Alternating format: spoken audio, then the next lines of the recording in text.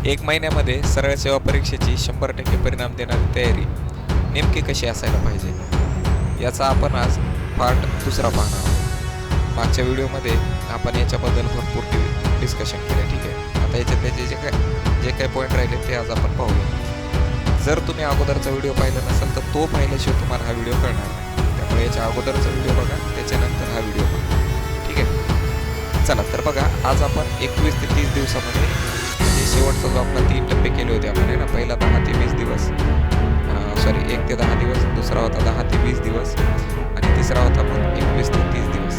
तर ह्या तिसऱ्या टप्प्यामध्ये आज आपण तयारी नेमकी कशी असायला पाहिजे याबद्दल आपण डिस्कशन करू। हा टप्पा सगळा तुमचा रिव्हिजन बेस्ड असला पाहिजे पूर्व, आणि याच्यामध्ये तुम्हाला जास्तीत जास्त मॉक टेस्ट द्यायचे। या दोन गोष्टी केल्यामुळे आपल्या परीक्षेमध्ये किंवा आपल्या तयारीमध्ये कोणती गोष्ट जी आहे जी आपल्याला ॲडव्हान्टेज निर्माण करून देणार आहे त्याच्याबद्दल आपण डिस्कस करू। हे बघा, डेलीचा टास्क जर आपण विचार केला तर यामध्ये दररोज आपल्याला 2 मॉक टेस्ट करायचे। 21व्या दिवसापासून ते 30 पर्यंत दररोज मॉक टेस्ट द्यायचे। त्याच्यानंतर याच्यामध्ये रिव्हिजन कशाचं करायचं तर तुम्हाला वीक टॉपिक जे आहे, जे की तुम्हाला सांगितलं होतं या टप्प्यामध्ये आपण टॉपिक लिहून काढले होते ना, वीक टॉपिक, स्ट्रॉंग टॉपिक काढले होते, तर त्याचं तुम्हाला वीक टॉपिकचं रिव्हिजन करायचं। आणि त्याच्यानंतर फॉर्म्युला शीट जे आहे रिव्हिजनसाठी, त्याच्यामध्ये तुमचा IQ असेल, मॅथमॅटिक्स असेल, असे याच्या संदर्भातल्या फॉर्म्युला शीट जे आहेत त्याचं सुद्धा रिव्हिजन करा। तुम्हाला मॅथमॅटिक्स जे असणार त्याच्याबद्दल, ठीक आहे। आणि TCS पॅटर्नचा किंवा तुम्ही जो काही TCS असेल, MPSC असेल, हे तुम्हाला कसं करायचं मी सांगितलं पाहिजे, बरोबर। तर हा पॅटर्न जो आहे तुमचा, त्या पॅटर्ननुसारचा ट्रिक्सचा ॲनालिसिस करा, ठीक आहे। याचा गोल आपल्याला फक्त इतका ठेवायचा की तुमची ॲक्युरेसी 85% पेक्षा जास्त करायची। तुम्हाला मी 100% ॲक्युरेट व्हा कधीच म्हणत नाही।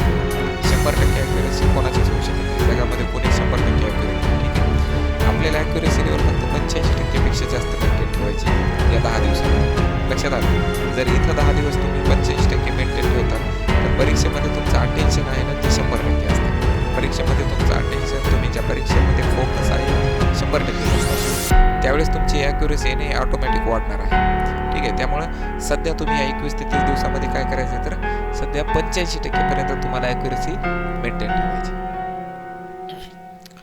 त्यानंतर बघा, मॉक टेस्टची स्ट्रॅटेजी।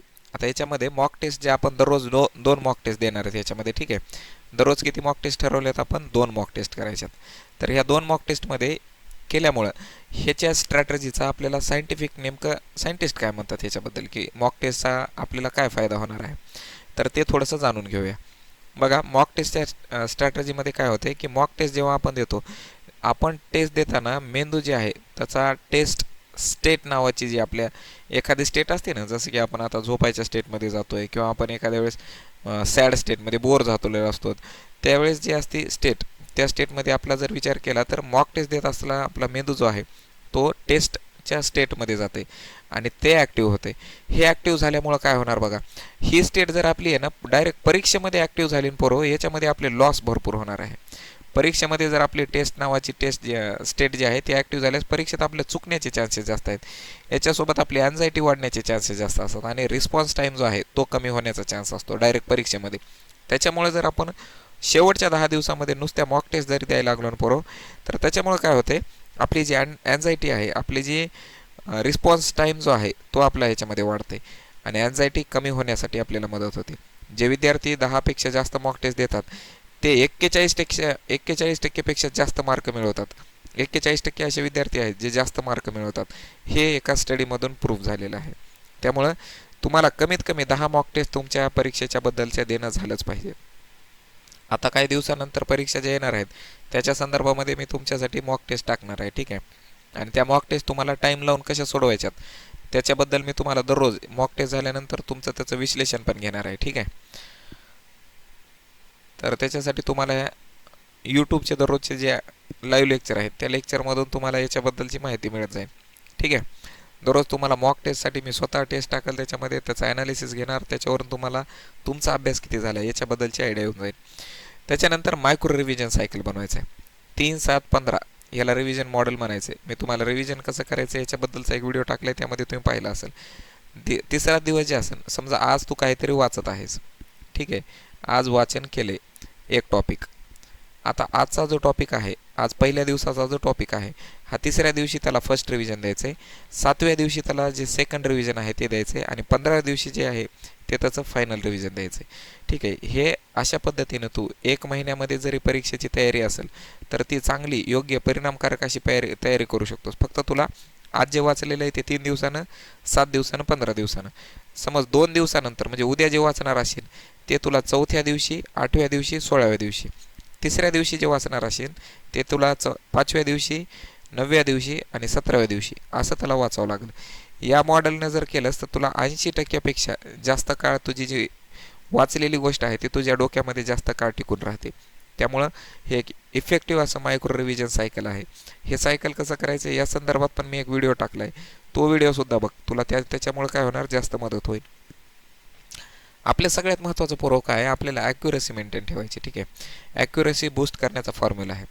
इझीमध्ये बघितलं तर 100%, मीडियममध्ये बघितलं तर 80% आणि हार्डमध्ये बघितलं तर स्किप ट्रॅप क्वेश्चन्स. ठीक आहे, टार्गेट आहे आपलं 95 ते 98 क्वेश्चन्स अटेम्प्ट. ठीक आहे, आणि त्याच्यापैकी आपले 80 ते 85 क्वेश्चन जे आहेत ते बरोबर आले पाहिजे. मी तुला आताच अगोदरच काय सांगितलं की तुला फक्त 85% एवढी ॲक्युरेसी ठेवायची, तुझा रिझल्ट 100% येते. कळलं का? तू 100% ॲक्युरेट व्हावं असं मी कधीच तुझ्याकडून अपेक्षा करत नाही बाळा, आणि 100% ॲक्युरेट कोणीच होत नाही. आम्ही जरी एखाद्या शिक्षकाने जरी पेपर दिला ना तरी ते 100% पेपर बरोबर येणार नाही. त्याचं कारण असं असतं की पेपरमध्ये बनवलेला पॅटर्नच तसा असते. परीक्षेचा पॅटर्नबद्दल आपण चर्चा केली मागच्या व्हिडिओमध्ये, बरोबर आहे, की ते तुला बनवलेलंच तसं असते की तुला त्या हार्ड क्वेश्चनच्या ट्रॅपमध्ये तुला अडकवलंच जाते आणि तू तिथं अडकल्यामुळं याच हार्ड क्वेश्चनला आपण स्पीड ब्रेकर म्हणलो होतो, तो लक्षात असेल. स्पीड ब्रेकर, बरोबर आहे.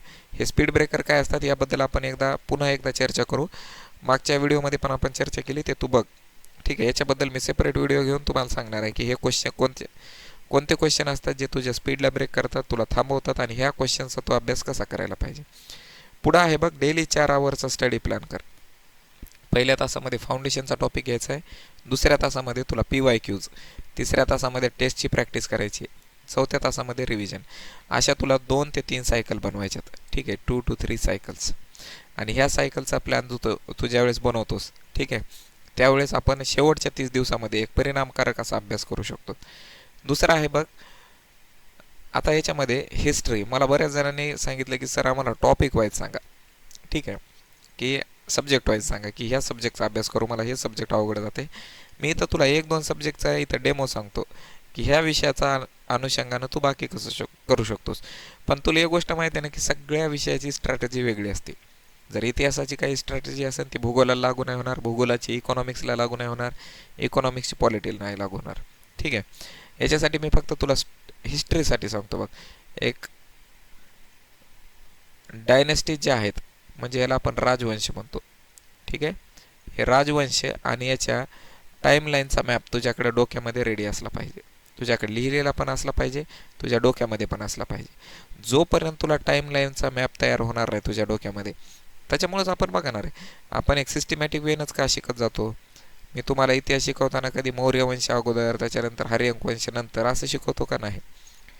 तर तुम्हाला हे शिकवण्याचं कारण काय की तुझ्या डोक्यामध्ये एक टाईमलाईन बनलं पाहिजे, एक मॅप बनला पाहिजे, एक रस्ता बनला पाहिजे.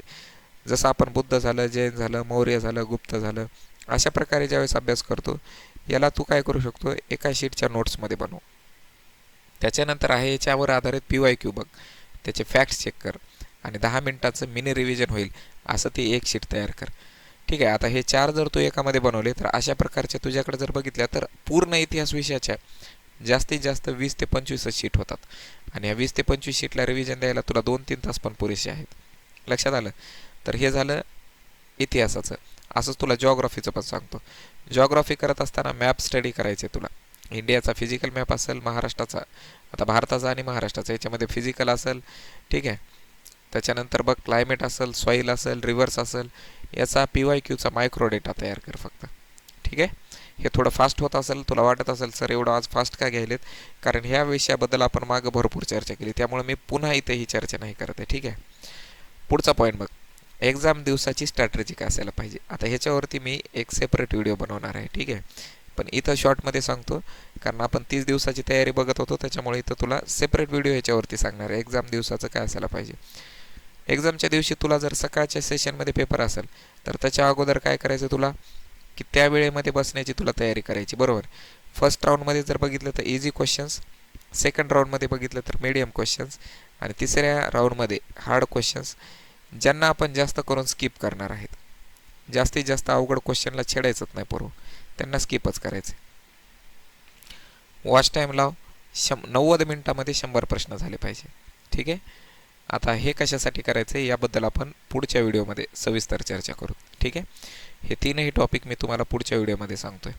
पण तुम्ही आत्तापर्यंत वर जेवढी तयारी मी तुम्हाला सांगितली, मागच्या व्हिडिओमध्ये असेल किंवा ह्या व्हिडिओमध्ये असेल, ह्या दोन्ही तयारीवर फोकस करा. ह्या दोन्ही तयारी नेमक्या कशा करायच्यात याबद्दल व्यवस्थित जाणून घ्या. काही जरी प्रॉब्लेम असेल, माझा व्हॉट्सअपचा नंबर दिलेला आहे तुम्हाला, या नंबरवर व्हॉट्सअप करा. ठीक आहे. टेलिग्राम चॅनल आहे, याच्यावरती हे जे आहे याचं PDF टाकणार आहे, तिथून तुम्ही बघू शकता. आणि सगळ्यात महत्त्वाचा विचार आहे, महत्त्वाची गोष्ट आहे, तू तुझ्या डोक्याचा वापर केला तर 30 दिवस पुरतात, आणि नाही केला तर 30 महिनेही कमी आहेत. ही गोष्ट लक्षात ठेव बाळा. तू जर तुझ्या डोक्याचा वापर केलास तर तुला 30 दिवसामध्ये पण परीक्षेची तयारी होऊ शकते. ते 30 दिवस पण तुझ्यासाठी पुरेसे. पण योग्य डोक्याचा वापर न करता, स्ट्रॅटर्जी न बनवता जर अभ्यास केलास तर तुला 30 महिने पण परीक्षेचा अभ्यास करण्यासाठी कमी आहेत. आणि सगळ्यात महत्त्वाचं, डिसिप्लिन आणि स्ट्रॅटर्जी, ह्या दोन गोष्टी तुला फायनल सिलेक्शनपर्यंत नेणार आहेत. त्यामुळं याच्यापैकी तुझ्याकडे एक जरी गोष्ट कमी असेल तर तुझं नाही होणार. तुला ह्या दोन्हीपैकी कशात जरी अडचण असेल, मला इथं व्हॉट्सअप नंबर दिला आहे, मेसेज कर, सांग मला की सर मला ही अडचण आहे, मला मदत करा, मार्गदर्शन करा. आपण त्याच्यावर चर्चा करू आणि नक्की याच्यातून बाहेर निघण्याचा आणि या दोन्हीमध्ये आपण इम्प्रूव्हमेंट कशी करू शकतो त्याचा मार्ग शोधू. तर हा व्हिडिओ तुम्हाला कसा वाटला आहे कमेंटमध्ये नक्की सांगा. आणि या आणखी एकदा सांगतोय की जर अगोदरचा व्हिडिओ नाही पाहिला तर हा व्हिडिओ समजणार नाही, त्यामुळे तो व्हिडिओ बघून हा व्हिडिओ पाहायचा आहे. तर भेटू आपण पुढच्या व्हिडिओमध्ये. कमेंट नक्की करा, तुमच्या कमेंटची वाट पाहतोय. धन्यवाद. आणि सर्वांना परीक्षेसाठी ऑल द बेस्ट. चांगला अभ्यास करा पोरो, तुमचं सिलेक्शन नक्की होणार आहे. खूप खूप शुभेच्छा.